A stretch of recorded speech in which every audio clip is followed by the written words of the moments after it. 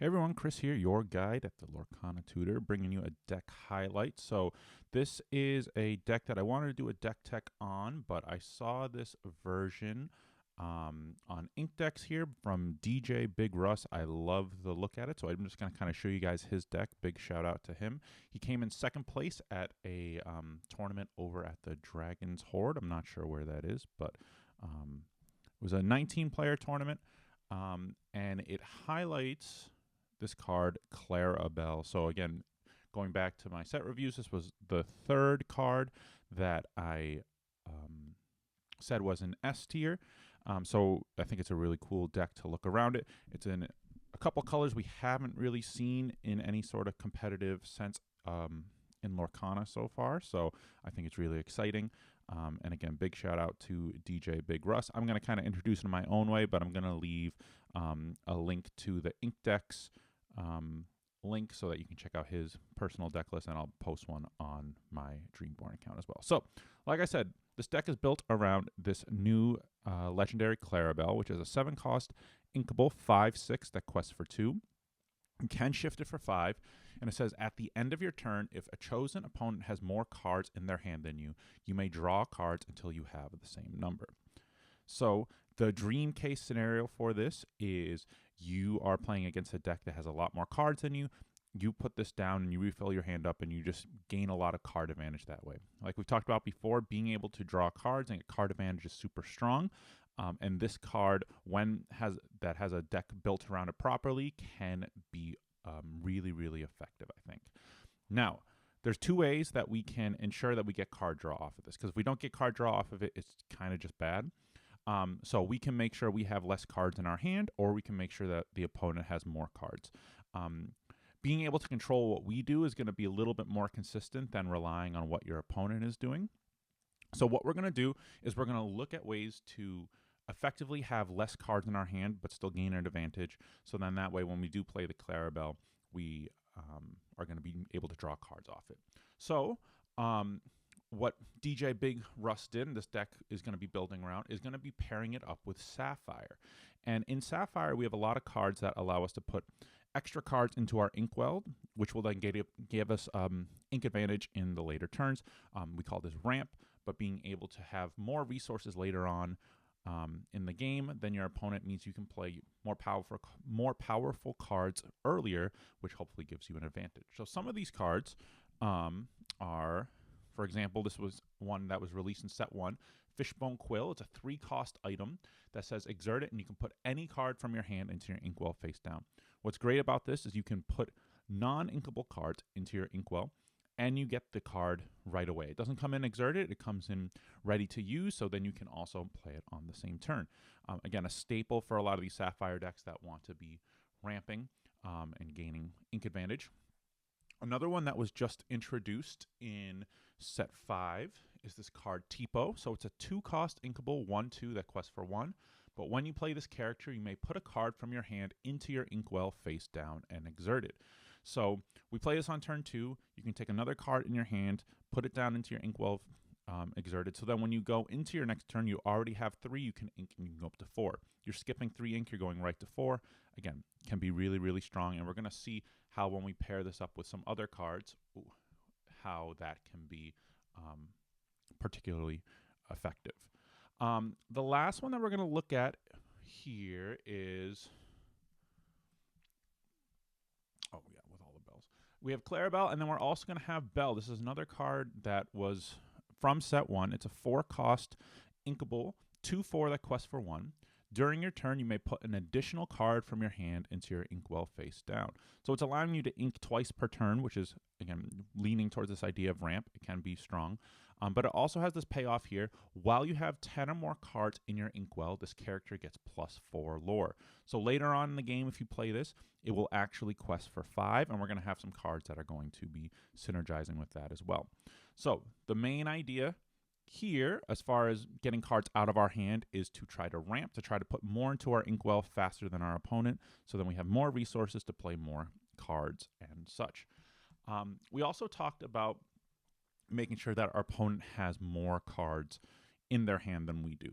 And we also want to make sure that we are able to deal with creatures that they have on the board. So what we're going to look at is green utilizes a lot of what we call bounce effects. So returning a character back to their opponent's hand and having kind of setting them back on tempo, right? Being able to put creatures out on the board, being able to use those creatures to any sort of effect. If they play it and then we bounce it back to their hand, it's kind of like they just lost a turn. And we call that tempo. So one of the stronger ones that got introduced last set is these Muses. Another 4-cost inkable, 2/4 that quests for 1. It has Ward, which is really nice. Will protect it from any sort of actions. And whenever you play a song, you may return chosen character with 2 strength or less to the player's hand. So there's a little bit of a condition of that. It needs to have less than 2 strength. But again, we start to see all these synergies in Sapphire. We have this item called Ice Block. It's a 1-cost uninkable item that you can exert, and chosen character gets -1 strength this turn. So when we pair this up with the Muses, especially in the early game, we can do a lot of really cool bouncing stuff. So we're going to put some of these in. Looking at the list here, there's only 3 of them, which I think makes sense. Again, with these uninkables, it can be a little bit tough. And while this has a lot of synergy with the Muses, it doesn't really do anything on its own, so going up to 4 doesn't make too much sense. Now, one of the other conditions we saw with the Muses is that we need to be playing songs. So let's look at some songs that we're going to be using to really try to activate these Muses. So the first one we're going to look at, and we're going to get back to this idea again. We'll see how all this is working together. We're looking at One Jump Ahead. So this is a 2-cost uninkable song that says put the top card of your deck into your inkwell face down and exert it. So this is a very similar effect to Tipo, but instead of it coming from your hand, it's coming from your deck, which is another form of card advantage, right? So sometimes their mindset might be like, oh, I was going to draw that card, and if it was a good card, it would be that would kind of feel bad. But if you think about it as like you would take the bottom card of your deck, a card that you wouldn't have seen anyways, it starts to be like, oh, right, I'm getting an extra card, I'm getting an extra resource. This is just another staple card of Sapphire to help get you more ink faster and faster. Along with that, we're going to look at another song that does pretty much the same thing. How Far I'll Go. So it's a 4-cost uninkable song. Look at the top 2 cards of your deck, put 1 into your hand and the other into your inkwell face down and exert it. So this is like a draw and an extra ink combined in a song. You get to look at 2. You pick which one goes into your hand, which one goes into your inkwell. A little bit of selection, some great stuff. So between all of that, we have a lot of ways to get extra ink and to really propel ourselves into the later game to hopefully, get Belle to be working and getting some extra lore there. Now, if we look at some of the other songs, we're going to look at some more stuff that allows us to bounce our opponent's creatures to their hand. So one of the songs, again, this came from set 1, is Mother Knows Best. It's a 3-cost uninkable song that says return chosen character to their player's hand. So very simple. They play a card. You sing this and you say, nope, you're going to go back to your hand. Again, that card's now still in their hand, so if you have a Clarabel down, you're going to get an extra card draw if they have more cards than you. Similar to this, we see a new card from set 5 called You're Welcome. It's a 4-cost inkable song that says shuffle chosen character, item, or location into their player's deck. That player draws 2 cards. So this has 2 effects because you can use it on either your opponent or yourself. So if you are really bad or need some card draw or something like that, you can play this on one of your own characters' items, and you can just put that back into your deck and you can draw 2 cards. Sometimes that's really important. But say if your opponent has a location down that you can't deal with because the Muses doesn't bounce locations, you can put that into their deck. They draw 2 cards, and then if you have Clarabel down, then you're drawing cards up to that. So it's not like they're necessarily gaining a card advantage because you're going to be meeting them where they're at. So the downside of playing it on your opponent's items or creatures or whatever is minimized because you are getting some of that advantage. Again, a lot of this deck really runs around Clarabel, and some of the downsides I have heard about this deck is that it's very, disruptible. If you don't get a Clarabel, you are kind of out of the main engine of this deck, but again, I think it's really fun. We're going to put 4 of those in. Again, another important thing. And lastly, the last song we're going to look at is something to deal with multiple creatures all at once. So this is Under the Sea. It's an 8-cost uninkable song that has Sing Together 8. So if you have any characters that have a total of 8 costs, they can all exert to sing it together. And it says, put all opposing characters with 2 strength or less on the bottom of their player's deck in any order. So this, we start to see again that the 2 strength is really, really important, which is why, having these ice blocks and trying to manage them in the best way possible to get the most effect from both the muses and this are really important. But if you can set that up, you can get rid of their whole board. It doesn't go into their hand, it goes into the bottom of their deck, but that's almost better because then they don't have access to it, and then you can try to close out the game from there. And we're going to put 3 of these in. Again, I think sometimes the uninkability is tough, but board clears like this are really, really strong and can really propel you to try to win. Now, let's look at a couple of other things. Like I said, right now our main draw engine is the Clarabel. So we're going to try to add in some other things that can help, bridge the gap if we don't run that. We're going to put in a Popsicle. This is just a 1-cost item. It's inkable. When you play this item, you may draw a card. It does have another line of text, which can have some use, but most likely you're just playing this for the card draw. It says, banish this item, remove up to 2 damage from a chosen character. Really, you're playing this. It's cheap. It costs 1. You put it down. You draw a card. It pays for itself. It's great. When we start to pair this up with, we have a cheap item here, cheap item here. One of the strongest draw engines in the whole game is this card, Hiram Flaversham. It's a 4-cost inkable, 1/6 that quests for 1. But really why you're playing this is because it has the ability, when you play this character and whenever he quests, you may banish one of your items to draw 2 cards.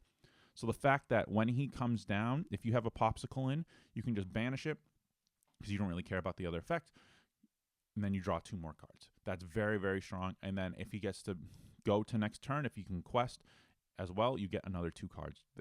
Being able to have it or to get it right when he plays is super strong, but being able to repeat it is even stronger. So these small cost items have extra synergy with this card as well. So this would be your secondary draw engine if you can't get the Clarabel up, but again, it's super strong, and some decks are just built completely around that. Now, we are at 50 cards, so we got a couple more spots left to put in. So what we're going to look at is a couple more later game options to try to close the gap when we start getting, this big ink advantage. How do we spend it? How do we actually close out the game rather than just bouncing your opponent's stuff into eternity without winning? So another creature we're going to play is this new Mother Gothel. So it's a 6-cost inkable 4/6 that quests for 2. It can shift for 4, but we're not going to be playing any shift lines here. And it says, whenever you play this character, each opponent chooses one of their characters and returns that card to their hand. So it's a bounce option. One of the great options with this is that your opponent's choosing it, so it can hit an item with, or a character with a ward. So if they have like a Cogsworth out, if they have an Ariel out, if they have their own muses out or something like that, and you can't target it with anything, if you can get rid of all their other creatures and they just have that down, you play this and they have to bounce that character back to their hand. And then once it's down, it's a 4/6, which is a great stat line, and it can quest for 2, which is, again, double the amount of being able to quest for 1, so that having 2 lore is really, really important. Another strong endgame tool that we're going to have is going to be this Tamatoa.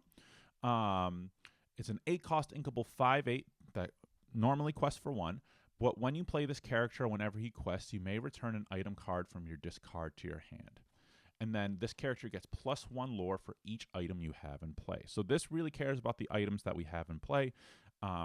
When you play it, you can get your Popsicle back into your hand. You can draw a card. If you have Hiram out, you can then quest and do it. Again, there's this engine that all these cards work together really, really well to try to get you further ahead than your opponent. This deck has a little bit of item synergy, not a lot, but because of that, we're only going to play 2, I think. I think that's probably the reasoning behind it. It's a big cost item, even though we are, going to be ramping in there. Paying 8 for something can be tough, especially if you draw in your opening hand. You're probably just inking this and you're losing out on one of your options. Now, we're at 56. We got 4 more cards here. Playing into this item theme is this item here called Lucky Dime. It's a 7-cost uninkable item that exerts, or you can exert and pay 2 and choose a character of yours and gain lore equal to their number of pips that they have. So we're going to put 2 of these in. That seems to be the going rate for any deck that's running these Lucky Dimes. This can work really well with Tamatoa. This also works really, really well with Belle, right? So if you have this down, she's going to have 5 if you have 10 ink in your inkwell, and then you can play this and gain 5 for 2 after playing it down for 7. So again, there's a lot of synergy in here. We're only going to play 2 of those. We don't want a whole lot of them because they can just kind of clunk up the hand a little bit. And then our last 2 right now, we're going to be just having a little bit more tech.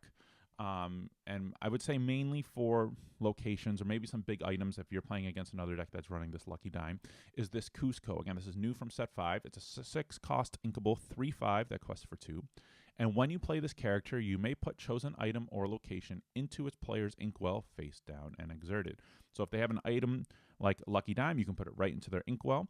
And once it's in their inkwell, they can't get it back from Tamatoa. So remember, Tamatoa gets stuff out of your discard pile. So if you just destroy it, they can just get it back next turn. Where when it's in the inkwell, it's much harder to get access to, and there's only one other card that can help you get that back, potentially. And then it also has the ability that you can pay 4 ink, and your other characters gain resist +1 until the start of your next turn. That is, I think, a little bit more of a niche ability, but if you have a bunch of extra ink and you're looking to spend it, it can be helpful to at least get resist 1 for that 1 turn. So we're going to run 2 of those in there for right now, and that's going to put us at 60 cards. I think that this deck looks super fun.